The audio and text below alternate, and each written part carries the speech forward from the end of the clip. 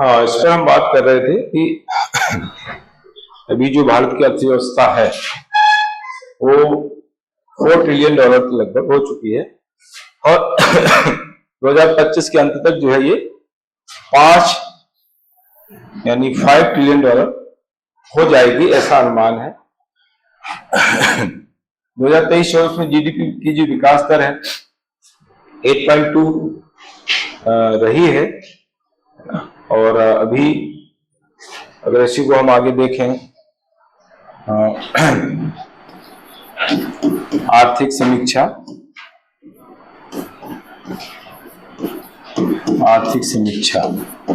2024-25 का ये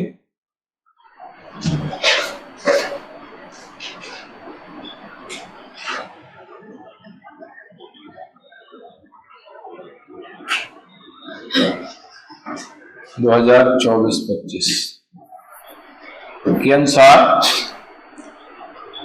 विकास दर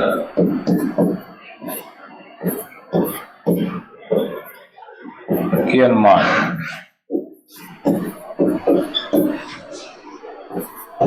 2024-25 में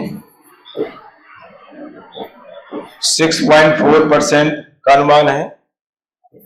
2025-26 में ये अनुमान है 6.3 से 6.8%। ये नई आर्थिक समीक्षा के अकॉर्डिंग मैंने बताया है ना।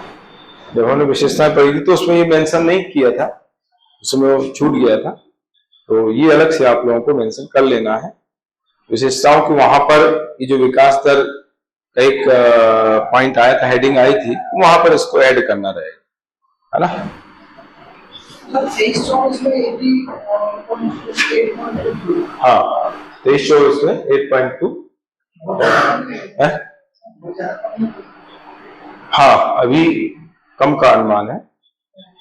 8.2 मतलब एक अच्छी स्थिति रही है, लेकिन अभी जो है कम का अनुमान लगाया जा रहा है। ये अनुमान है, हो सकता है कि ज्यादा हो जाए या और कम भी हो सकती है ना। जिस तरह की अर्थव्यवस्था में गति होती है उसको ध्यान में रखते हुए अनुमान लगाए जाते हैं, लेकिन कुछ ऐसी परिस्थितियां बीच उत्पन्न हो जाती है कोरोना जैसे, तो बहुत कम हो जाता है ना, या अच्छी स्थिति बीच में आ गई तो बढ़ भी सकता, दोनों चीजें हो सकती है, पर ये अनुमान है, ठीक है। 2023-24 की जो आर्थिक समीक्षा थी उसमें 24-25 का जो अनुमान लगाया गया था वो 63 कितना था मैंने बताया था, उसमें बताया था ना मैंने, नहीं, जो पुरानी आर्थिक समीक्षा उसमें मैं बता रहा हूं, उसमें 65 के आसपास लगाया गया था अनुमान, और उसी के आसपास ही अभी है 6.5% के आसपास जो है पिछली जो आर्थिक समीक्षा आई थी 23-24 की, उसमें अनुमान लगाया गया, और अभी भी लगभग वही आकलन है आर्थिक समीक्षा। क्योंकि ये जो विशेषज्ञ होते हैं ये देख लेते हैं, अर्थव्यवस्था की स्थिति का पता लगा लेते हैं, तो उसके हिसाब से फिर अनुमान लगाते हैं, और वो अनुमान काफी हद तक सही भी होता है। कुछ आकस्मिक परिस्थितियां अगर नहीं होती है तो, क्योंकि अब उनका तो पता नहीं है कि कब क्या हो जाए, है ना। तो ये है, तो जीडीपी होगी। नीति आयोग का कहना है कि 2047 तक भारत की जो विकास दर है वो 9% हो जाएगी, और इसकी होना जरूरी भी है, तभी हम जो है विकसित भारत का लक्ष्य प्राप्त कर पाएंगे। मैंने आप लोगों को एक डेटा यहाँ पर बताया था, विश्व बैंक की जो एक रिपोर्ट आई है, नई रिपोर्ट अभी 25 में ही आई है, स्टार्टिंग फरवरी मार्च में आई है, तो उसमें विश्व बैंक ने बोला है कि अगर भारत को 2047 तक विकसित बनना है तो आगामी जो 22 वर्ष है उसमें भारत की जो औसत विकास दर होनी चाहिए वो 7.8% होना चाहिए। ये वर्ल्ड बैंक की भारत के संदर्भ में रिपोर्ट है। तो ये आपको जो है, ये जो डेटा मैं बता रहा हूं, ये आपको आगे प्री में भी कभी पूछ सकता है, बहुत इंपॉर्टेंट डेटा है, और मेंस में कहीं ना कहीं आप लिखने में इसका यूज कर सकते हैं। हालांकि आप लोग जब मेंस देंगे तो उस समय कुछ और चीजें आ जाएंगी, है ना, या हो सकता है विश्व बैंक भी कुछ इसमें चेंज कर दे। अर्थव्यवस्था की स्थिति देखते हुए बोल दे कि भाई 7.8% मैंने जो बोला था अब वो 8% चाहिए या 8.5% चाहिए, तब विकसित भारत हो पाएगा, भारत विकसित हो पाएगा। तो अभी का आकलन 7.8% है। तो ये अभी के हिसाब से मैंने बताया। इसके अलावा ये जनवरी 2024 के हिसाब से डेटा लिखा हुआ है, 3.7 ट्रिलियन डॉलर हुई थी और अभी यानी 2024 के एंड तक 4 ट्रिलियन डॉलर भारत की अर्थव्यवस्था हो चुकी है ना। तो इसको हम ऐसे लिख सकते हैं 2024 के अंत तक की स्थिति है, अंत तक 4 ट्रिलियन डॉलर।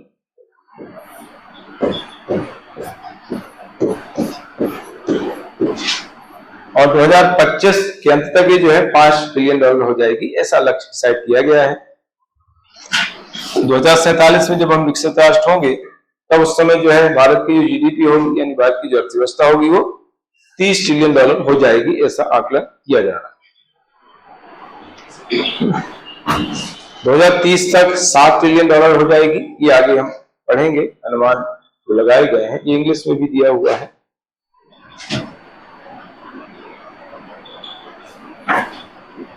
दो 2024 एंडिंग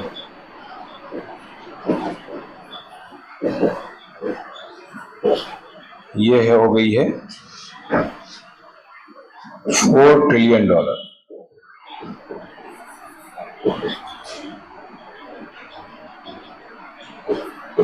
ये है ठीक है। तो इस तरीके से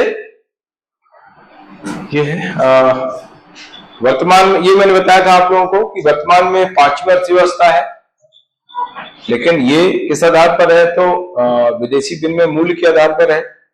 लेकिन पीपीपी यानी क्रय शक्ति क्षमता के आधार पर हम देखें तो तीसरी अर्थव्यवस्था है। कल मैंने इसका जिक्र किया था और ये मैं थोड़ा सा आपको बता दूं, हालांकि मैंने जब विशेषताएं बताई थी तो उनको एक्सप्लेन किया था कि विदेशी विनिमय मूल्य मतलब क्या होता है और क्रय शक्ति क्षमता मतलब क्या होता है।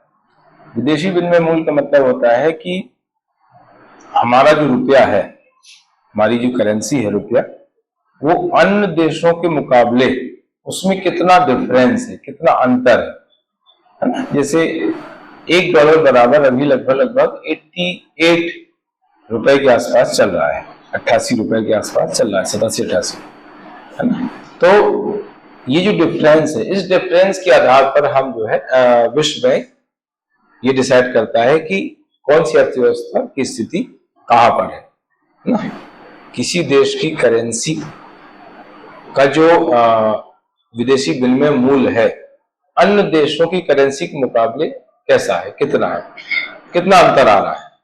तो उस आधार पर हम जब विश्व बैंक और IMF जो है विश्व की अर्थव्यवस्थाओं का आकलन करते हैं तो उसको कहते हैं विदेशी विनिमय मूल्य, है ना। मैंने आप लोगों को यहाँ पर बताया भी था।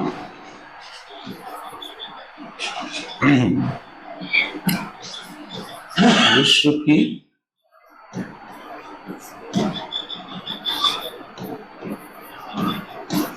अर्थव्यवस्थाओं का आकलन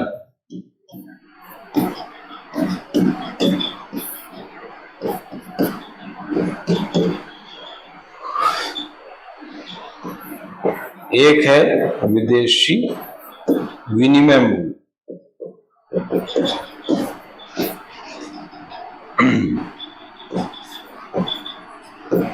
और दूसरा है क्रय शक्ति क्षमता, परचेजिंग पावर पैरिटी इसको कहा जाता है। ये परंपरागत तरीका है,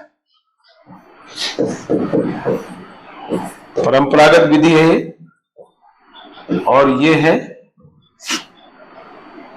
आधुनिक नवीन विधि। ये दो विधियां।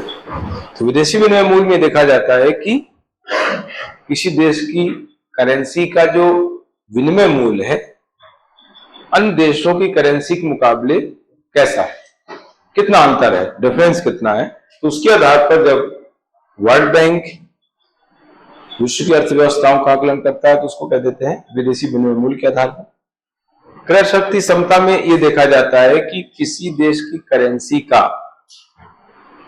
उस देश में परचेजिंग पावर कैसी है, किसी देश की करेंसी की क्रय शक्ति कितनी है, यानी वस्तुओं को खरीदने की क्षमता कितनी है ना। तो इससे भी तुलना की जाती है। पर क्रय शक्ति समता मतलब ये देखा जाता है कि भारत में रुपए की क्रय करने की क्षमता और अमेरिका में डॉलर की क्रय करने की क्षमता, उसमें कितना अंतर है, कितना डिफरेंस है। उसके आधार पर जब वर्ल्ड बैंक विश्व की अर्थव्यवस्थाओं का आकलन करता है तो उसको हम कह देते हैं क्रय शक्ति समता, है ना। क्रय करने की क्षमता की तुलना अपने अपने देशों में, जैसे मैंने उस समय उदाहरण दिया था कि जैसे भारत में मान लीजिए भारत में 1 रुपए का 1 केला मिल रहा है और अमेरिका में $10 का 1 केला मिल रहा है।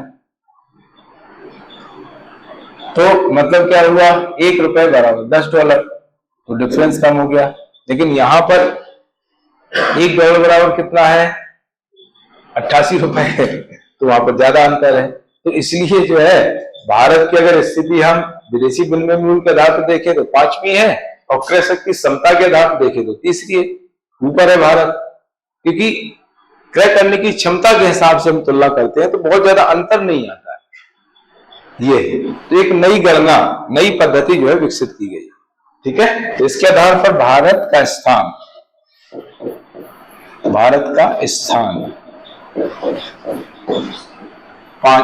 3रा है।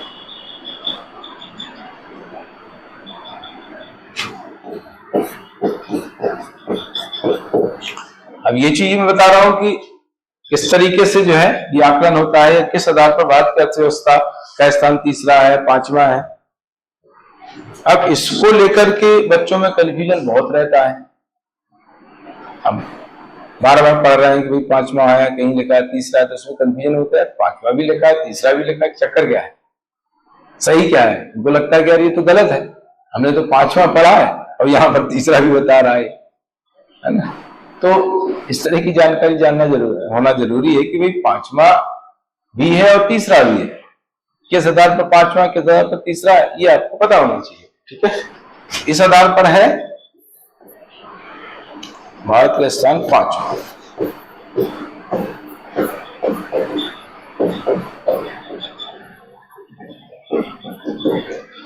क्रय शक्ति समता के आधार पर हम देखें तो चाइना फर्स्ट है, चाइना, यूएसए और भारत है, तो जापान, जर्मनी। विदेशी विनिमय मूल्य के आधार पर देखें तो यूएसए फर्स्ट, क्योंकि यूएसए जो डॉलर है उसका विदेशी विनिमय मूल्य ज्यादा है ना। तो इसलिए जो है विदेशी विनिमय मूल्य के आधार पर अगर सबसे बड़ी जो अर्थव्यवस्था है वो यूएसए कही जाती है। यूएसए, फिर चाइना का नाम आता है, फिर जापान है, फिर जर्मनी है, फिर इंडिया है ना। इसके आधार पर मैं लिख दूं यहाँ पर जो देश है, यूएसए, चीन, जापान, जर्मनी और भारत, ये इसके आधार पर है ना। इसके आधार पर हम देखें तो चीन, यूएसए और भारत है, तो जापान, जर्मनी, ब्रिटेन है ना, और इसके बाद के बाद इधर ब्रिटेन है। तो इस तरीके से ये है आकलन, विश्व की अर्थव्यवस्थाओं का किस तरह से आकलन होता है और भारत किस आधार पर 5वीं अर्थव्यवस्था है, किस आधार पर 3री अर्थव्यवस्था, ये आपको जानकारी होनी चाहिए, ठीक है। तो वर्तमान में भारत की जो स्थिति है विश्व में वो 5वीं है और एक आधार पर 3री भी है, तो यहां पर हम वो भी मेंशन कर सकते हैं ब्रैकेट में, क्रय शक्ति समता के आधार पर 3री, ये आपको मेंशन यहां पर कर देना है। क्रय शक्ति क्षमता के आधार पर है तीसरी, ऐसे इसके ब्रैकेट में आगे लिख देना, ठीक है। 2027 तक भारत विश्व की तीसरी अर्थव्यवस्था हो जाएगा, ये विदेशी विनिमय मूल्य के आधार पर है, और 2047 तक दूसरी सबसे बड़ी अर्थव्यवस्था भारत हो जाएगा, ऐसा अनुमान लगाया जा रहा है। फिर राष्ट्रीय आय, अभी जो वर्तमान में राष्ट्रीय आय है 2024-25 में 291 लाख करोड़ है, ये पॉइंट हटा दो, 291 लाख करोड़ रुपए है प्रचलित मूल्य के आधार पर 2024-25 में अनुमान है। 2022-23 में तो नहीं, ये 23 ये स्थिर मूल्य के आधार पर 265.793 लाख करोड़, ये स्थिर मूल्य के आधार पर है। तो ये इस तरीके से राष्ट्रीय आय है। आरबीआई के जो गवर्नर रहे हैं सी रंगराजन, उन्होंने कहा है कि 2047 तक अगर भारत को विकसित राज्य बनना है तो भारत की जो प्रति व्यक्ति आय होनी चाहिए वो $13,000 रहनी चाहिए। वर्ल्ड बैंक ने $12,000 का अनुमान बताया है, और आरबीआई के जो गवर्नर रहे हैं सी रंगराजन, उन्होंने कहा है कि $13,000 होनी चाहिए। अगर हम इसको रुपए में देखेंगे तो 10,58,000 रुपए जो है ये लगभग होता है। $13,000 का 10,58,000 रुपए। 2027 तक भारत का जो कार्यबल है, वैश्विक कार्यबल का 21% होने की संभावना है। कार्यबल मतलब वर्क फोर्स होता है, कार्यबल का मतलब होता है वर्क फोर्स। वर्क फोर्स का मतलब होता है कि जो काम कर रहा है, एक होता है लेबर फोर्स, एक होता है वर्क फोर्स। लेबर फोर्स मतलब जो काम कर सकता है ना, इसको बोलते हैं श्रम बल, श्रम बल या इंग्लिश में कहते हैं लेबर फोर्स। तो लेबर फोर्स यानी श्रम बल या श्रम शक्ति के अंतर्गत ऐसी जनसंख्या आती है जो काम कर सकती है, काम करने योग्य है। इसमें 15 से 64 वर्ष आयु के लोग आते हैं, क्योंकि 15 से कम आयु के जो बच्चे हैं उनसे काम तो ले नहीं सकते, क्योंकि वो बाल श्रम के अंतर्गत आ जाएंगे, तो संविधान में उसको निषेध किया गया है, ठीक है। तो इसलिए 15 से 64 वर्ष की आयु के जो लोग हैं उनको श्रम शक्ति या लेबर फोर्स के अंतर्गत सम्मिलित किया गया है, यानी ये काम करने योग्य है, काम कर सकते हैं। और कर नहीं रहे वो बात अलग है, या उनको मिल नहीं रहा है या कर नहीं रहे हैं, मक्कारी कर रहे हैं, है ना। जैसे भिखारी हैं वो काम कर सकते लेकिन करते नहीं, अभी उनको लेकर के बहुत अभियान चल रहा है है ना, भिखारियों को लेकर के अभी अभियान चल रहा है ना, धरपकड़ जारी है। तो लेबर फोर्स मतलब जो काम करने योग्य है, यानी काम कर सकता है। वर्क फोर्स मतलब जो काम कर रहा है ना। अगर लेबर फोर्स में से वर्क फोर्स हम घटा देंगे तो हमें क्या मिल जाएगी, हमें मिल जाएगी बेरोजगारी, है ना। जो काम कर सकता है उसमें से जो काम कर रहा है उसको माइनस कर दो तो हमें क्या मिल जाएगी, बेरोजगारी। तरह चले हुए थे लोग बेरोजगार है, उनको काम नहीं है, ठीक है। तो ये वर्क फोर्स का मतलब है जो काम कर रहा है, जिसको रोजगार मिला हुआ है, वो है वर्क फोर्स, कार्यबल। आई बात समझ में? ये भी क्वेश्चन आते हैं एग्जाम में, श्रम बल का मतलब क्या होता है, ये आपको आगे सोशियोलॉजी में पढ़ने को मिलेगा। बीच बीच में इकोनॉमी के अंतर्गत हालांकि डायरेक्ट टॉपिक नहीं दिए हैं इसके, जैसे हम जब बेरोजगारी पढ़ते हैं तो कहीं ना कहीं बेरोजगारी में इनका उल्लेख आता है, डायरेक्ट टॉपिक नहीं है श्रम बल कार्यबल का, बेरोजगारी को वहां पर इसको पढ़ा जाता है। और सोशियोलॉजी के अंतर्गत भी जो है, जो 5वीं यूनिट है वहां पर जो है इसको हम पढ़ते हैं, है ना, इनडायरेक्टली, ठीक है। तो आई बात समझ में? 2047 से भारत का जो कार्यबल होगा वो वैश्विक कार्यबल का 21% होने की संभावना है। ये इसका इंग्लिश भी दिया हुआ है।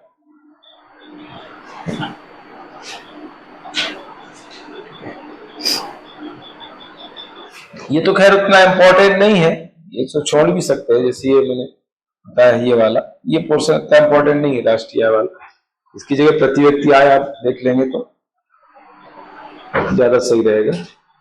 इसके बाद है प्रति व्यक्ति आय। ये आर्थिक समीक्षा 2024-25 के हिसाब से है। आर्थिक समीक्षा 2023-24 के हिसाब से तो प्रति व्यक्ति आय थी 23-24 की प्रति व्यक्ति आय वो थी 1,84,000। 1.84 लाख जो है वो प्रचलित मूल्य के आधार पर है ये, और ये भी प्रचलित मूल्य के आधार पर है, नई आर्थिक समीक्षा के अकॉर्डिंग है। प्रचलित मूल्य 23-24 के साथ के आधार पर है। 23-24 के साथ एक मिनट बता रहा हूं, के आधार पर नहीं, ये 24-25 का अनुमान है। 23-24 में 1,84,000 हमने पढ़ा है। ये नई जो आर्थिक समीक्षा जारी हुई है ये अनुमान हाँ अनुमान है ना।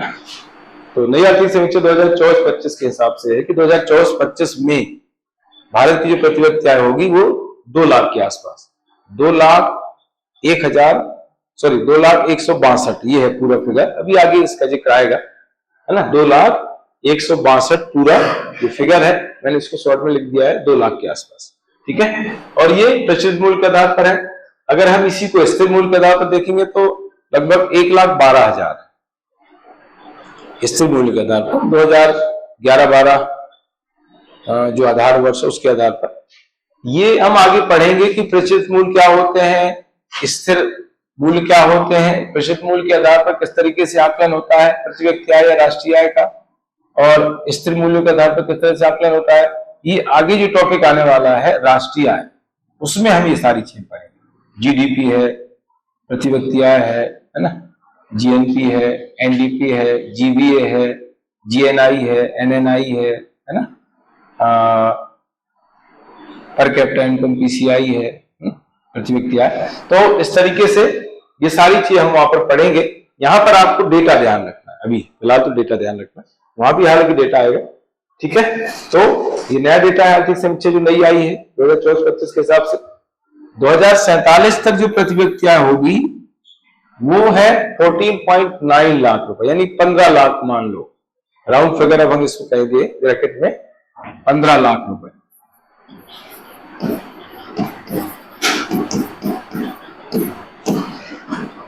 है ना। अब देखिए यहां से क्वेश्चन आपको बन सकता है, प्री में ऐसे क्वेश्चन आ रहे हैं आजकल। प्री में ऐसा क्वेश्चन बन सकता है कि वर्तमान में जो प्रति व्यक्ति आय है भारत की 2047 तक कितने गुना बढ़ने का अनुमान है। अब आपको ऐसी स्थिति में ये जानकारी होना चाहिए कि वर्तमान में कितनी है और 2047 में कितने होने का अनुमान, तभी तो आप गुना का पता लगा पाएंगे, है ना। जैसे अभी एमपी इसका मध्य प्रदेश का क्वेश्चन आया था ना कि कितनी गुनी बढ़ गई है, ऐसा इस बार एमपीपीएससी प्री में क्वेश्चन आया था। मध्य प्रदेश की प्रति व्यक्ति आय 2015-16 से ऐसा करके था कि इस वर्ष से लेकर के अब तक कितनी गुना वृद्धि हुई है प्रति व्यक्ति आय में, ये क्वेश्चन था। तो ऐसा ही भारत के संदर्भ में पूछ सकता है कि जो भारत की वर्तमान प्रति व्यक्ति आय है उससे 2047 में कितनी गुना बढ़ने का अनुमान है ना। तो ये लगभग 7 गुना बढ़ने का अनुमान है, 7 गुना है ना। 2 7 14, तो 14 से ऊपर होने का अनुमान, 14 से ज्यादा, 14 लाख से ज्यादा, ठीक है। अगर हम इसको डॉलर में देखेंगे तो $20,000 ये होगा। वर्ल्ड बैंक ने ऐसा कहा है कि $12,000 से ज्यादा अगर प्रति व्यक्ति आय हो जाती है तो एक राष्ट्र विकसित राष्ट्र हो जाता है। मैंने अभी बताया था आपको। यूएनओ का कहना है कि $13,000 से ज्यादा हो जाती है तो एक राष्ट्र विकसित राष्ट्र हो जाता है। भारत के आरबीआई के पूर्व गवर्नर श्रीरंगराजन ने भी यही कहा कि $13,000 से ज्यादा होना चाहिए, तब विकसित राष्ट्र कहलाएगा कोई भी देश, ठीक है। तो वही चीज यहाँ पे लिखी हुई है $20,000 भारत की प्रति व्यक्ति हो जाएगी। डॉलर के हिसाब से, रुपए के हिसाब से अगर देखें तो राउंड फिगर हो जाएगा 15 लाख रुपए, वर्तमान में है 2 लाख रुपए, प्रतिव्यक्ति आय। प्रतिव्यक्ति आय का जो डेटा है वो ज्यादा इंपॉर्टेंट रहता है, प्री के हिसाब से भी और मेंस के हिसाब से भी, तो वो आपको ध्यान रख लेना है ना। चाहे एमपी की प्रतिव्यक्ति आय हो, चाहे देश की प्रतिव्यक्ति आय हो। अब कल आर्थिक समीक्षा मध्य प्रदेश की आ गई है, आर्थिक सर्वेक्षण मध्य प्रदेश का आर्थिक सर्वेक्षण कल आ चुका है। आज बजट पेश होने वाला है, तो ये नए डेटा आ जाएंगे, तो हम जब एमपी पढ़ेंगे तो ये डेटा आपको उधर अपडेट कराए जाएंगे। पिछली जो क्लास थी, अब ये जो मैंने जब पिछली क्लास में ये टॉपिक लिया था तो उस समय आर्थिक समीक्षा कब की थी? आर्थिक समीक्षा 22-23 की थी वो, क्योंकि 23-24 की आर्थिक समीक्षा लेट आई इलेक्शन के कारण। तो ये तो बहुत पुराने डेटा उस समय मैंने बताए थे, जो क्लास मैंने ली थी।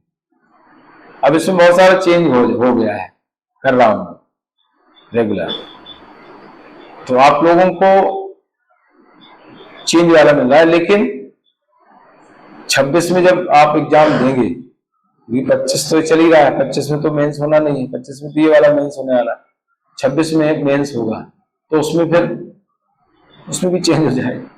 इकोनॉमी में प्रॉब्लम यही है, हर बार चेंज होती है, चीजें अपडेट हो जाती है, तुरंत अपडेट करना पड़ता है और रोज ही अपडेट करना पड़ता है।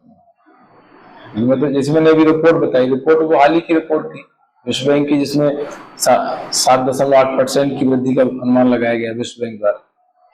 तो मैं तो रोज ही पेपर पढ़ता हूँ और उसमें चीजों को, अपनी जो बुकलेट है, नोट्स, उसमें अपडेट करता रहता हूँ। अभी आर्थिक समीक्षा जो आ रही है उसका मैंने पूरा पेपर ही अभी यहाँ पर रखा है, तो उसको जो है करके अभी जो वो कर रहा है उसका अपडेशन चल रहा है इकोनॉमी का। तो जैसे इंडिया का जो आर्थिक समीक्षा आई थी, बजट आया था, तो उसका मैंने पूरा पेपर रखा, उसमें चिन्ह लगा लिए, तो उसको मैंने दिया हुआ है कि इससे देख लेना, ये मैंने खासकर जो चीजें हैं उसमें निशान लगे हुए हैं, उससे आप अपडेट कर दो। और अभी एमपी का जैसे कल आया है, आज के पेपर में आया था आर्थिक समीक्षा, तो वो पूरा पेपर ही में लाया हूं, तो उसको मैं निशान लगा के दे दूंगा कि इसमें ये यहाँ से उठा ले। तो ये रेगुलर ही काम मैं करता हूँ, रोज पेपर पढ़ना, और कुछ चीजें हुई तो नेट से सर्च करना, साइट में जाकर के सर्च करना, ये रेगुलर काम रहता है। इसलिए आप देखेंगे नोट्स, या मेरे जो नोट्स हैं, ये बुकलेट है, वो एकदम अपडेटेड रहती है। अभी जैसे अब ये नई आने वाली बुकलेट सोशियोलॉजी की, वो पूरी अपडेट होके आएगी, उसमें जो भी चीजें रिपोर्ट नई आ गई है तो उसमें अपडेट हो जाए, है ना। हाँ, इकोनॉमी का भी चल रहा है काम, क्योंकि अभी एमपी की आर्थिक समीक्षा और बजट तो भी आया है, तो इसका भी अपडेट चल रहा है। आई जाएगी ना, करना ही पड़ेगी ये वाले में। हाँ, उसको देखते हैं कैसे करेंगे, दो अलग अलग उसमें करना है। वैसे प्रयास ये है कि इंडियन इकोनॉमी अलग कर देंगे और एमपी इकोनॉमी अलग कर देंगे, दो पार्ट में आ जाएगी। तो एक तो पहले जल्दी आ जाएगी, क्योंकि पूरी बहुत मोटी हो जाएगी, वो दिक्कत आती है, फिर बच्चों को पढ़ने में प्रॉब्लम आती है, रेट भी ज्यादा होते हैं, तो बच्चों को लगता है अरे ज्यादा रेट है ना। वही चीज जो है दो पार्ट में कर लेगा तो उसको उतना नहीं समझ में आएगा। ये होता है, एक साइकोलॉजी है बच्चे की, है ना। आजकल बच्चा क्या है कि सस्ती चीज ज्यादा देखना आजकल का ट्रेंड हो गया है, भले ही उसमें कुछ नहीं, सस्ती है, पतली है, मतलब अच्छी है, उसको तुरंत ले लेता है। मोटी है, महंगी है, मतलब सही नहीं है, भले उसमें कंटेंट बहुत अच्छा है, वो नहीं देखेगा। सस्ती या पतली होना चाहिए, पढ़ने में आ जाएगी। ये है आजकल ट्रेंड, ये है। हाँ, तो आ गया समझ में प्रतिव्यक्ति आय अभी की क्या है और आगे कितनी होने वाली। हाँ, 2023 में देखो, ये डेटा मैंने अभी सर्च करके निकाला था, ये भी अपडेट किया है। 2023 में भारत का जो निर्यात है, अभी हम पूरा निर्यात आयात पूरा पढ़ेंगे, विदेशी व्यापार करके टॉपिक आपके सिलेबस में दिया गया है, ये प्री में भी है, मेंस में भी है। तो ये अभी जो 2023 में भारत का जो निर्यात हुआ है, वस्तुगत और सेवा दोनों इसमें सम्मिलित है, वो है $778.21 बिलियन, यानी अरब डॉलर्स को बोलते हैं, बिलियन यानी अरब होता है, तो 778.21 अरब डॉलर जो है निर्यात रहा। ये दोनों को मिला करके वस्तुगत और सेवा, ठीक है। और ये जो निर्यात है ये पिछले वर्ष यानी 2023-24 के मुकाबले 67% ज्यादा है, यानी 67% की वृद्धि हुई है निर्यात में। कितनी बड़ी प्रोग्रेस है, आप क्या समझते हैं? आयात कम हुआ है, आयात पे कमी हुई है, निर्यात 67% बढ़ा है। यहां पर हम लिख सकते हैं 67% की वृद्धि। ये आयात, ये भी वस्तु और सेवा दोनों का है, 854 बिलियन डॉलर है, और इसमें कमी हुई है 4.81% की कमी।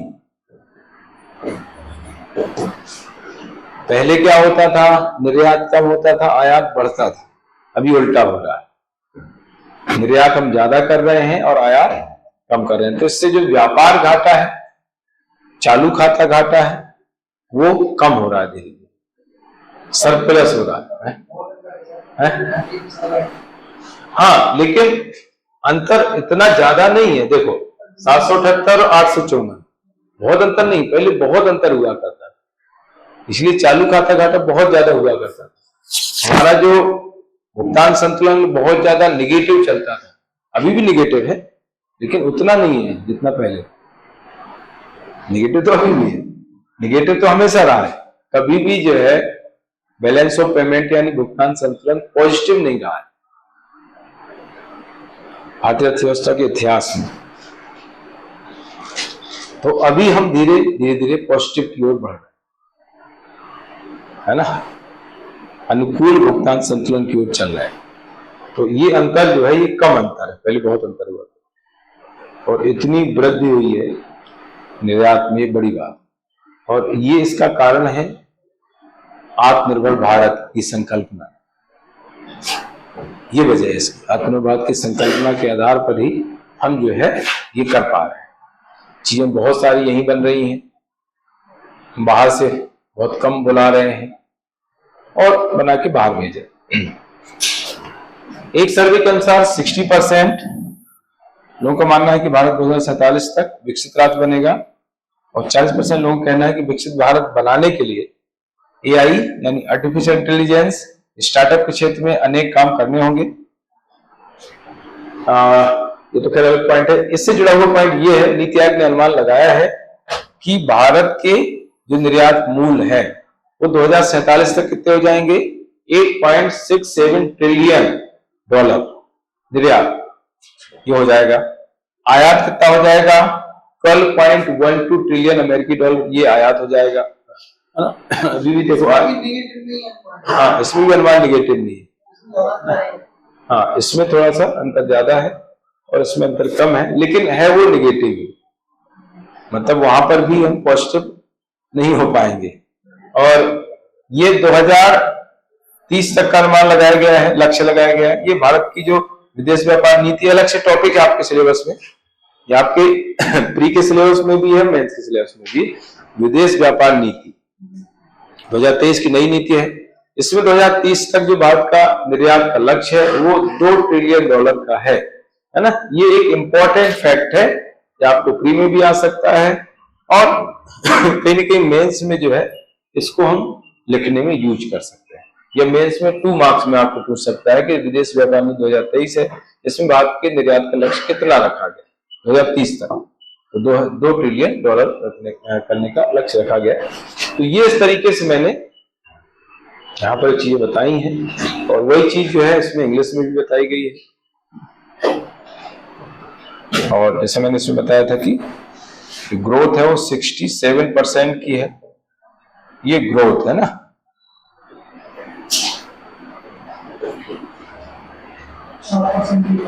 और ये है कमी 4.81% की, ये डिक्रीज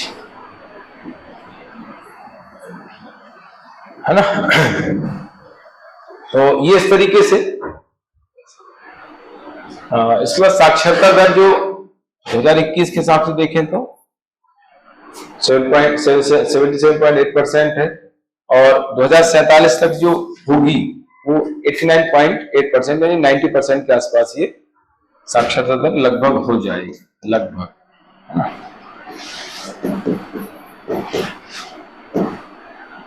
तो ये कुछ ऐसे अनुमान लगाए गए हैं भारतीय अर्थव्यवस्था के संबंध में, ठीक है। तो यहां तक ये पूरा हो जाता है। इसके बाद फिर क्या क्या लक्ष्य भारत सरकार ने डिसाइड किए हैं 2047 तक। कुछ तो लक्ष्य मैंने आपको बता दिए हैं, कुछ और लक्ष्य जो है इसमें लिखे हुए हैं। इसमें अनुसंधान, नवाचार, उद्यमिता को अपने परिवर्तन का प्रमुख संचालक बनाना। मतलब 3 चीजें बहुत ज्यादा जरूरी है। तो अनुसंधान, नवाचार, इनोवेशन, उद्यमिता, एंटरप्रेन्योरशिप, ये दोनों चीजें आपको अलग से भी पढ़ना है ना। उद्यमिता वाले टॉपिक में उद्यमिता, नवाचार करके दोनों टॉपिक दिए गए हैं। 4th पेपर का पार्ट जो भी है नया जुड़ा है, इसमें सारी चीजें पढ़ना है ना डिटेल में। तो अनुसंधान, नवाचार, उद्यमिता को अपनाना, इससे क्या होगा, इससे जो है रेगुलर अर्थव्यवस्था में परिवर्तन होंगे, समाज में परिवर्तन होंगे, जिससे जो है आर्थिक विकास, सामाजिक प्रगति को बढ़ावा मिलेगा। भारत को विनिर्माण केंद्र बनाना, जो कि देश की जीडीपी में कम से कम 25% योगदान दे सके। विनिर्माण उद्योग, इसको ज्यादा बढ़ावा देने की जरूरत है। अभी वर्तमान में इसका जीडीपी में योगदान केवल 17% है, और इसको बढ़ा करके 47 तक 25% करना, इससे जो है बहुत ज्यादा विकास होता है। विनिर्माण क्षेत्र, निर्माण क्षेत्र को अगर आगे बढ़ाने का प्रयास किया जाता है सरकार द्वारा, तो इससे जो है अर्थव्यवस्था की प्रगति बहुत ज्यादा होती है। मैंने आप लोगों को बताया था विनिर्माण और निर्माण, मैंने आप लोगों को इनके बारे में बताया था। एक होता है उत्पादन, एक होता है निर्माण,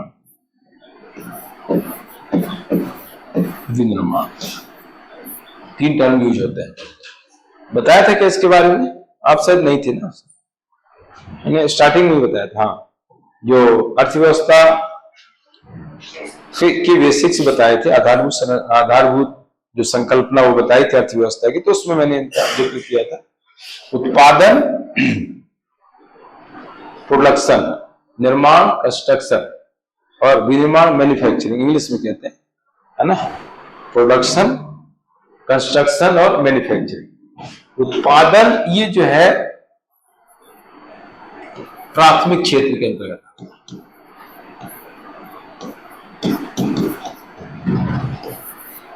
और ये द्वितीय क्षेत्र है।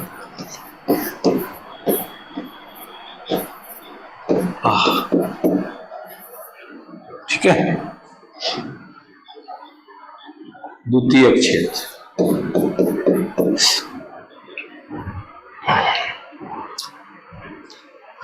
जब कोई वस्तु उत्पादित होती है तो उसके आधार पर हम वस्तुओं का निर्माण करते हैं, विनिर्माण करते हैं, है ना।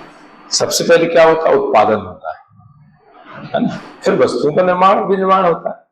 डायरेक्ट किसी वस्तु का निर्माण कैसे करेंगे? उसके लिए रॉ मटेरियल चाहिए, कच्चा माल चाहिए। तो कच्चा माल कहां से मिलता है? उत्पादित वस्तु से मिलता है। मतलब निर्माण करने के लिए कच्चा माल जरूरी है, और वो कच्चा माल उत्पादित वस्तुओं से मिलता है, और ये प्राथमिक क्षेत्र के अंतर्गत आता है। जैसे कृषि क्षेत्र में उत्पादन होता है जैसे गेहूं का उत्पादन, गन्ने का उत्पादन, चावल का उत्पादन। पशुपालन भी इसी में है, दूध का उत्पादन, है ना। आपने कभी इसे नहीं सुना दूध का निर्माण हुआ, है ना। दूध का उत्पादन होता है, गन्ने का उत्पादन होता है, ठीक है। गन्ने से फिर जो है चीनी बनाई जाती है, निर्माण होता है। तो चीनी से जो है कुछ और वस्तु बनती है, तो निर्माण हो गया, है ना। गन्ने का उत्पादन हुआ, गन्ने से चीनी का निर्माण हुआ, और चीनी से जो है स्वीट्स, जो मिठाइयां बनती हैं, वो भी निर्माण हो गया, है ना। ऐसे गेहूं का उत्पादन हुआ, गेहूं से आटे का निर्माण हुआ, और आटे से डबल रोटी का विनिर्माण हुआ, है ना। तो ये एग्जाम्पल देकर के हम समझ सकते हैं कि उत्पादन क्या है, निर्माण क्या है, विनिर्माण क्या है। एक मैंने और एग्जाम्पल दिया था रबर का, वो बहुत अच्छा उदाहरण है ना। रबर का पौधा होता है, रबर पौधे से बनता है, रबर का पौधा उत्पादित किया जाता है, इसको बोलते हैं सरिंगा ट्री। रबर के पौधे का जो तना होता है उसको वी शेप में काटते हैं, पौधा बड़ा हो जाता है, उससे फिर रबर बनता है, उसको वी शेप में काटा जाता है, और वी शेप में काटने से जो है तने से एक प्रकार का पदार्थ निकलता है, इसको बोलते हैं लेटेक्स। फिर लेटेक्स से जो है रबर बनता है, तो रबर का क्या हुआ, निर्माण हुआ। फिर रबर से टायर ट्यूब बनते हैं, तो टायर ट्यूब का क्या हुआ, विनिर्माण। ऐसे है ना। तो निर्माण क्षेत्र, विनिर्माण क्षेत्र, इसका अगर बहुत ज्यादा विकास किया जाता है तो उद्योगों का विकास होता है, जिससे देश की अर्थव्यवस्था विकसित होती है और एक विकसित राष्ट्र की संकल्पना उसको हम साकार कर सकते हैं। ठीक है, तो अभी जो विनिर्माण क्षेत्र का योगदान 17% है, ये आगे 25% हो जाएगी। अभी हम आगे जब जीडीपी पढ़ेंगे, हालांकि विशेषताओं के अंतर्गत मैंने बताया है, अभी जीडीपी, राष्ट्रीय आय, प्रति व्यक्ति आय पढ़ेंगे, तो वहां पर इसमें मैं बताऊंगा कि किस क्षेत्र का योगदान कितना है। आजकल जैसे पिछली बार एक क्वेश्चन एमपी से आया था कि द्वितीय क्षेत्र के अलग अलग क्षेत्रों का कितना योगदान जीडीपी, जीएसडीपी। मध्य प्रदेश की जो जीडीपी है उसको बोलते हैं gross state domestic product, GSDP बोला जाता है उसको। राज्य की जीडीपी होती है उसको बोलते हैं GSDP, gross state domestic product. केंद्र में उसको जीडीपी बोलते हैं, राज्य में क्या बोलते हैं, जीएसडीपी। तो मध्य प्रदेश की जो जीएसडीपी है उसमें द्वितीय क्षेत्र के अलग अलग क्षेत्रों का योगदान कितना है, ये क्वेश्चन पिछले बार 2 मार्क्स में पूछा गया है। तो हम जो है जब ये टॉपिक पढ़ेंगे तो वहां पर ये बताएंगे। ठीक है, तो ये हो गया यहां तक। तो नवाचार के माध्यम से स्टार्टअप और मानव पूंजी विकास के नियमों में परिवर्तन, स्टार्टअप और मानव पूंजी विकास के नियम जो है उनमें परिवर्तन करना। यानी स्टार्टअप, कोई कंपनी खोलना चाह रहा है, एक व्यक्ति कोई कंपनी खोलना चाह रहा है, अगर उसको स्टार्टअप करने में ज्यादा रूल्स रेगुलेशन को फॉलो करना पड़ता है तो वो फिर उसको प्रॉब्लम आएगी, वो जो है कोई नया काम नहीं स्टार्ट कर पाएगा, क्योंकि उसको बहुत सारे रूल्स रेगुलेशन फॉलो करना, बहुत सारी फॉर्मेलिटीज पूरी करना है। तो इसमें ये लिखा है कि जो नियम है स्टार्टअप के लिए उनको शिथिल बनाना, उनमें कमी लाना, ताकि जो है हर व्यक्ति आसानी से कोई नई कंपनी अपनी स्टार्ट कर सके, उसको बोलते हैं स्टार्टअप। स्टार्टअप मतलब कोई नया बिजनेस, कोई नई कंपनी व्यक्ति स्टार्ट कर रहा है तो उसको स्टार्टअप बोला जाता है। तो इसके लिए कुछ रूल्स रेगुलेशन होते हैं ना, लाइसेंस लेना है, रजिस्ट्रेशन कराना है, परमिशन लेना है ना, इन सब के लिए। तो इसके लिए एकल खिड़की योजना चल रही है, सिंगल विंडो स्कीम।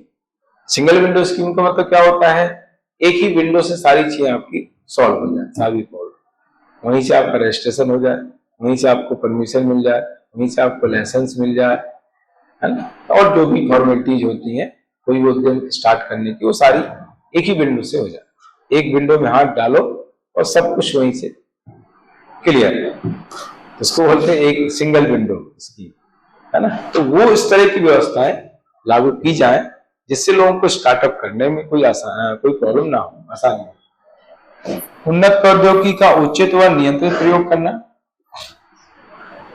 उन्नत प्रौद्योगिकी का सही तरीके से प्रयोग करना, मतलब उसका दुरुपयोग ना हो, सही उपयोग हो, इसका मतलब होता है जो एडवांस टेक्नोलॉजी है, उन्नत प्रौद्योगिकी यानी एडवांस टेक्नोलॉजी, बिल्कुल नई टेक्नोलॉजी, उसका प्रयोग कम, दुरुपयोग ज्यादा होता है। तो इसमें है कि नियंत्रित तरीके से सही उसका उपयोग होना। जैसे आज का सोशल मीडिया का उपयोग भी हो रहा है और दुरुपयोग भी हो रहा है।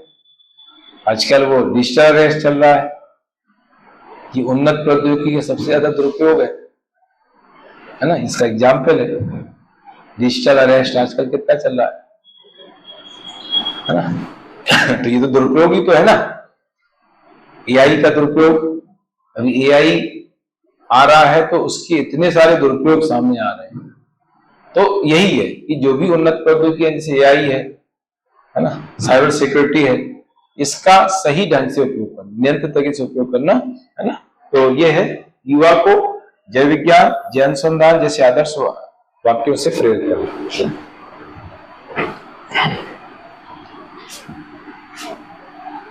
अधिकतम समाज कल्याण तथा सतत पर्यावरणीय अवधारणा बनाए रखना। 2025 में जीडीपी $5 ट्रिलियन, ये तो पढ़ ही लिया हमने। 2027 में भारतीय अर्थव्यवस्था तीसरी बड़ी अर्थव्यवस्था होगी और एशिया की दूसरी बड़ी अर्थव्यवस्था होगी। एशिया की सबसे बड़ी अर्थव्यवस्था चाइना है और चाइना के बाद जो है इंडिया का नाम आ जाएगा। तो ये है इस तरीके से।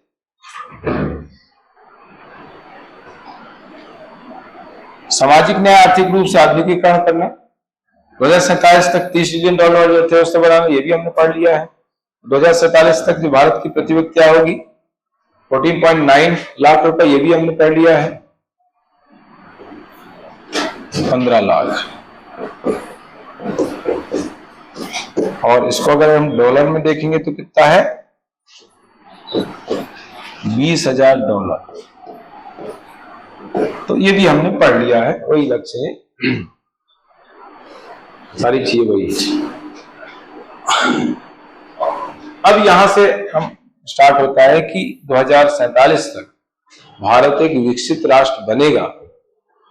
इसके क्या आधार है, क्यों ऐसा हम कह रहे हैं? 2047 तक भारत कैसे बन पाएगा, आज भारत की स्थिति क्या है, इसके आधार पर हम कह रहे हैं कि भारत 2047 से विकसित हो जाएगा।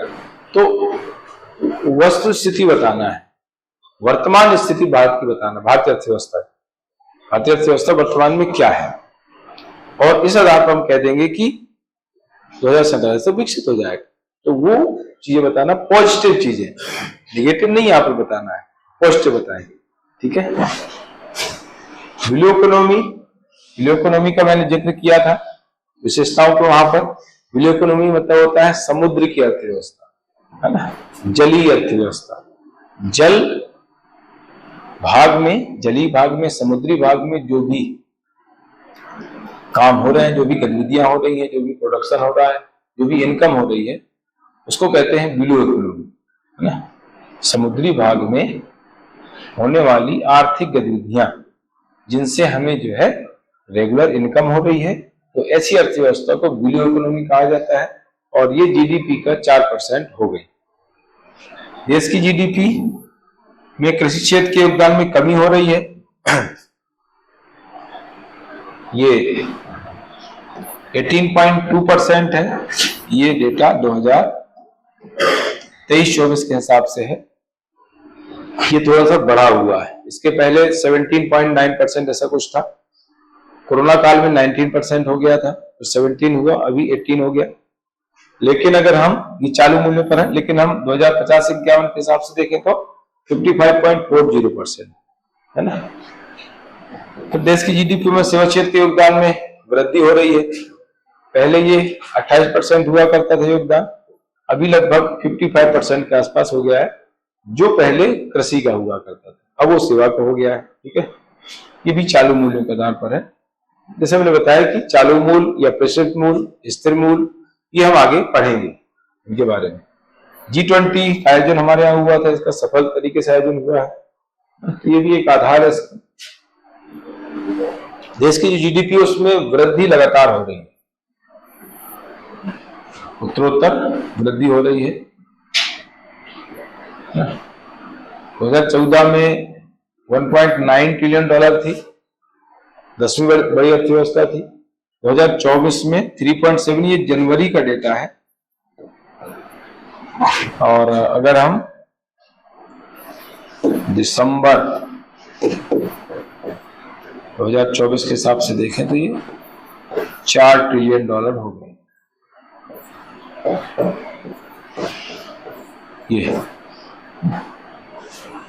और 2025 में हो जाएगी $5 ट्रिलियन। 2030 में $7 ट्रिलियन का लक्ष्य है और 47 में हो जाएगी 30। है ना, ये भी हमने पढ़ लिया है डेटा। और अभी वर्तमान में 5वीं अर्थव्यवस्था भारत मानी जाती है, ये भी हमने पढ़ लिया है। ये जो टेबल है ये मैंने आपको विशेषताओं में बताई थी, वही टेबल है ये सेम। और इसमें अपडेट किया है मैंने, पिछले उसमें 2024 तक ही था, अभी मैंने इसको 25 तक बढ़ा दिया है ना। तो उसको आगे हम कंप्लीट करेंगे। लगभग आधार के पॉइंट हो गए हैं, थोड़ा सा इसमें बाकी है अभी, तो वो कंप्लीट करेंगे। और फिर इसमें पहल सरकार द्वारा क्या क्या पहल की जा रही है इस दिशा में, उन पहल के बारे में पढ़ेंगे। मतलब कल का दिन मेरे ख्याल से इसमें और लगेगा, हाँ कल लग जाएगा पूरा इसको कंप्लीट कराने से, क्योंकि इसमें जो डेटा है ये ऐसे डेटा हैं जो आपको अदर भी काम आए, है ना। तो ऐसा नहीं कि सिर्फ इसी में काम आएंगे, कई जगह डेटा काम है। इकोनॉमी का यही, इकोनॉमी खास बात यही रहती है, एक डेटा को आप कई जगह यूज कर सकते हैं। इसमें मैंने अर्थव्यवस्था की विशेषताएं पढ़ाई, वो डेटा यहाँ भी काम आ रहे हैं। यहाँ पे कुछ डेटा हम पढ़ेंगे वो आगे के टॉपिक में काम आएंगे, जैसे विदेशी व्यापार का एक टॉपिक ही अलग से, श्रम बल है, कार बल है, ये बेरोजगारी में इसका उल्लेख होता है ना। तो बहुत सारी चीजें मिलती जुलती रहती हैं, तो इसको हम कल आगे कंप्लीट करेंगे।